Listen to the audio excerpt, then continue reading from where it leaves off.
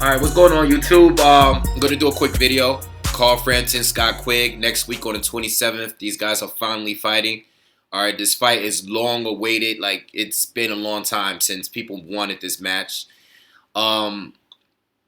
This is the first unification match at 122 in a long time. Okay, we had Leo Santa Cruz there, Guillermo Rigondeaux, Carl Frampton, and Scott Quigg.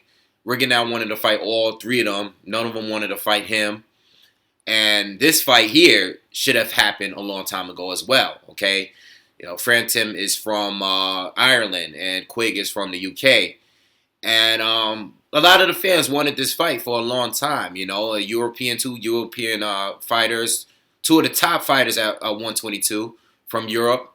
And a lot of fans wanted this fight for a long time. I mean, you know, for the fact that they all ducked Guillermo Rigondeaux, they should have at least had this fight by now. And in my personal opinion, I believe the fight is happening now only because Frampton didn't look so good in his last fight, and Quigg looked great against a guy that Frampton had two tough fights with.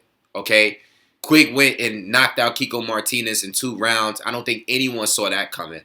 You know, a lot of people thought Kiko Martinez was going to win this fight against Quigg, and Quigg ended up stopping him in the 2nd round. And then you have Frampton, who I believe his last fight against Alejandro Gonzalez was his first fight in America, I believe. Correct me if I'm wrong. And that was his first fight in the PBC. And Frampton ended up getting dropped twice in that fight in the 1st round. He came back and won a decision, but still, he didn't look so great. So I think the reason why the fight is happening now is based off the momentum that Quigg has, okay? Because before these last 2 fights, no one, well, I don't want to say no one, but a lot of fans thought Frampton was going to win that fight, okay? Most people, Frampton was always the favorite to win the fight against Scott Quigg. Now it's like people are not really sure, you know, and I'm going to go with the same pick that I've always had, you know, for many reasons, you know. I thought Scott Quigg fought a brilliant fight against Kiko Martinez, you know. Kiko came out gunning the way that we all expected, or anyone that thought Martinez was going to win that fight. Martinez came out doing exactly what I thought he was going to do, bringing the pressure, all right. He forced Quigg to fight on his back foot. You know, Quigg didn't really throw many punches in the 1st round. It looked like he was trying to survive and just trying to get away from him. And then in the 2nd round, I guess Kiko felt a little comfortable in there. All right, it was a brilliant game plan.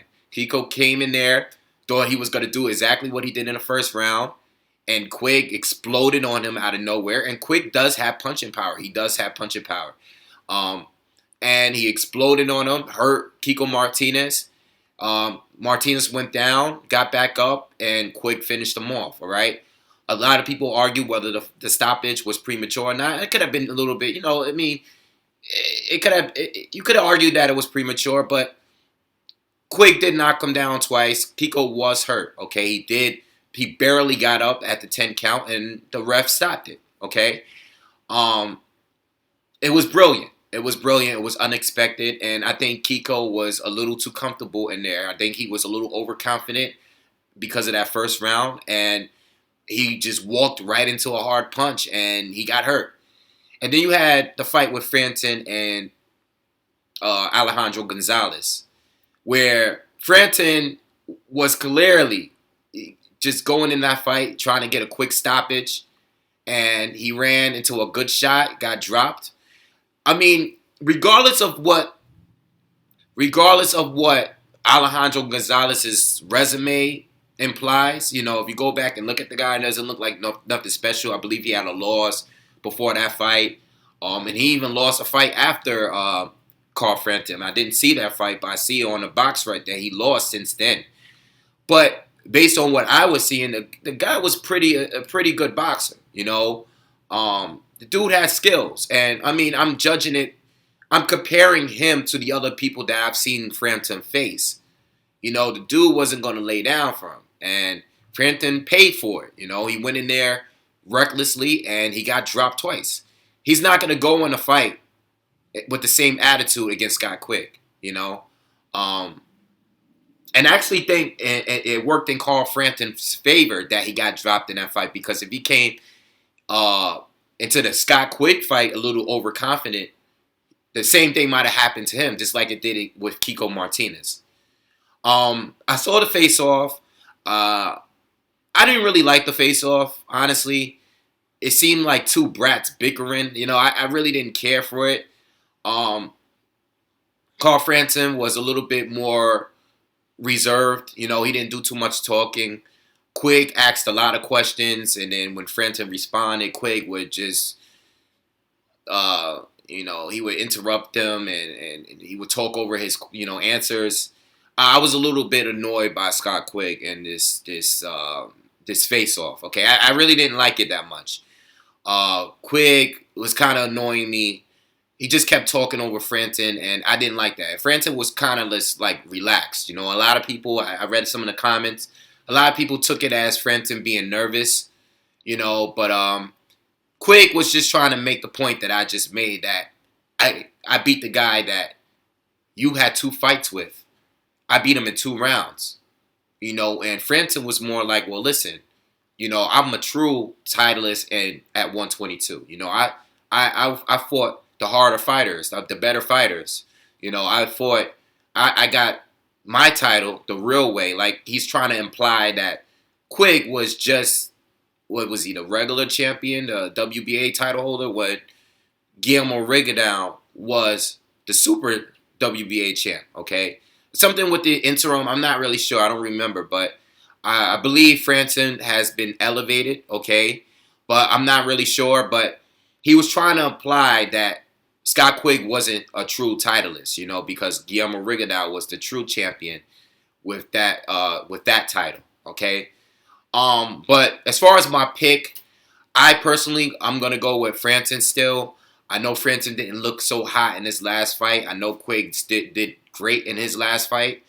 But I always thought Frampton was the better between the two. I mean, both guys have power. I like Scott Quigg's body punching, but he's not going to be able to find Carl Frampton in there. I think Carl Frampton and his movement and his speed and his quickness and his overall boxing ability, I think he's just a more talented fighter between the two.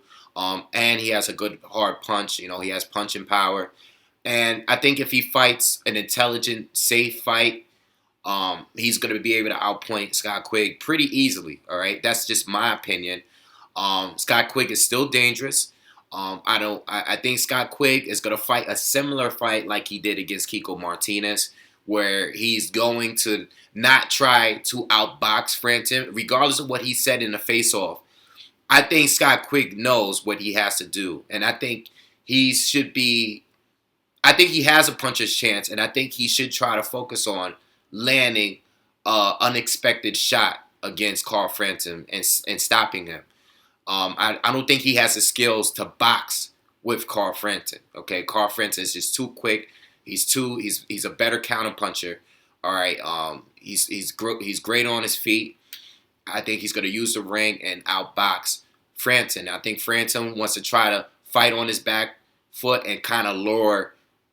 Scott Quigg needs to fight on his back foot, and he needs to try to lure Frampton into a big shot. Okay, that's my personal opinion. I think Frampton is going to win this by decision. I still don't. I'm still not sure if Frampton is going to stop him or not, but I think it's going to be by decision.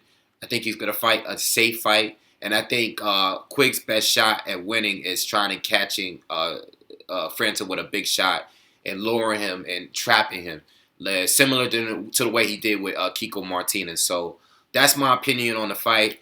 And you guys leave comments. I know Leo Santa Cruz and Kiko Martinez is supposed to be fighting.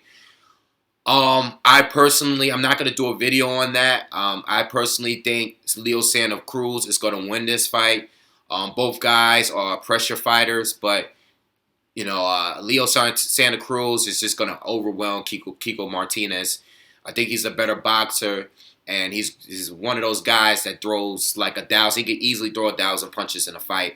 So I got Leo Santa Cruz. I'm not going to do a video on that fight. And hopefully the winner of those two fights get to meet each other in the ring, because I know none of them are going to fight Guillermo Rigondeaux, all right? But we'll see what happens. We'll see. You know, maybe we get some surprise, and maybe we'll get a Guillermo Rigondeaux fight.